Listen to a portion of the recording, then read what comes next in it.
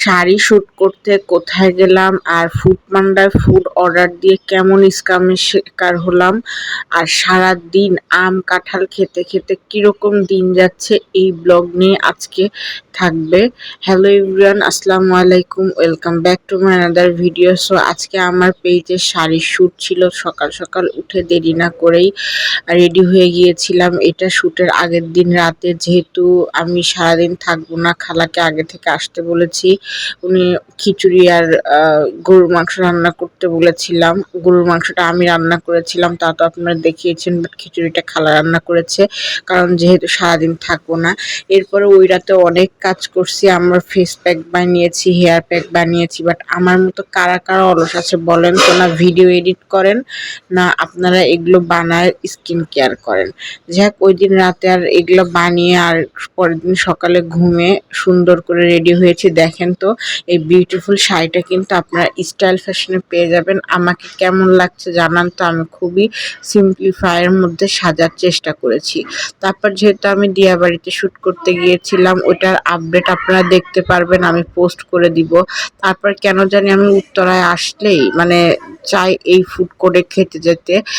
এত মজা লাগে ইদানিং এই ফুড কোর্টের খাবারগুলো নিয়ে, এই জন্য হয়তো মানুষ এত আসে। তো সেদিনকার মতো আমি চিকেন চাপ নিয়ে নিয়েছিলাম সেম দোকান থেকে। আমার কেন জানি এই চিকেন চাপটা এই দোকানের খুবই খুবই খুবই বেশি মজা লাগছে। তো এটা খেয়েছি, তারপর বাসায় চলে গিয়েছি। এরপর আর কোনো ব্লগ নেইনি। দেখলাম বাসা থেকে আম কিনেছে, তারপর ওগুলো সুন্দর করে রাখলাম। এই জিনিসটা দেখে আমার মতো কি আপনারা অবাক হয়েছেন? এটা আসলে করল্লা পেকে গিয়েছে, তাই ভাবলাম একটা ক্লিপ নিয়ে রাখি।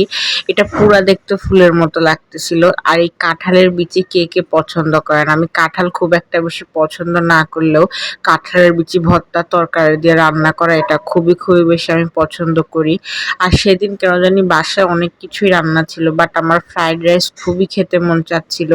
প্রায় 11:30টার দিকে কোনো রকম ফ্রাইড রাইস অর্ডার করেছিলাম, বাট একটা প্রবলেম হয়েছিল। একদিকে আসতে যেমন দেরি হয়েছে, চিকেনটা পুরা ছিল, খেতে অত মজা ছিল না। আর ভেজিটেবলটা একটু গন্ধ গন্ধ ছিল, কেমন জানি ছিল। বাসায় এত কিছু রান্না থাকার পর শখ করে যে কিনেছি, দেখেন এই অবস্থা। তবে ভাতটা অনেক মজা ছিল, আর এত সময় লাগছিল। আর এটা পরের দিন সকালের।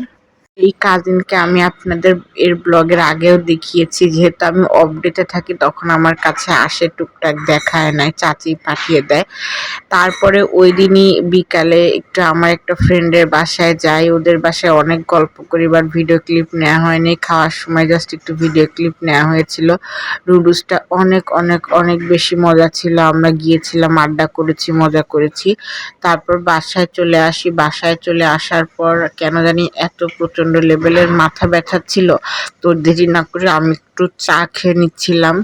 আর ওই দিন রাতে আর তেমন কিছুই খাইনি, কেন জানি খেতে ইচ্ছা করতেছিল না। আর বাসায় তো হিউজ পরিমাণ আম, পরে একটু আম মুড়ি খেয়ে নিলাম। আর আমার যে হেয়ার টোনারটা বানিয়েছি, আপনাদের তো ডিটেল ভিডিও দিয়েছি, আরও আপডেট পাবেন। আপনারা যদি চান তাহলে কিন্তু এই সিরামটা আমরা আপনাদের প্রোভাইড করতে পারবো। তো আমি এটা রাতে শোয়ার আগে দিয়ে শুচ্ছিলাম। আল্লাহ হাফেজ।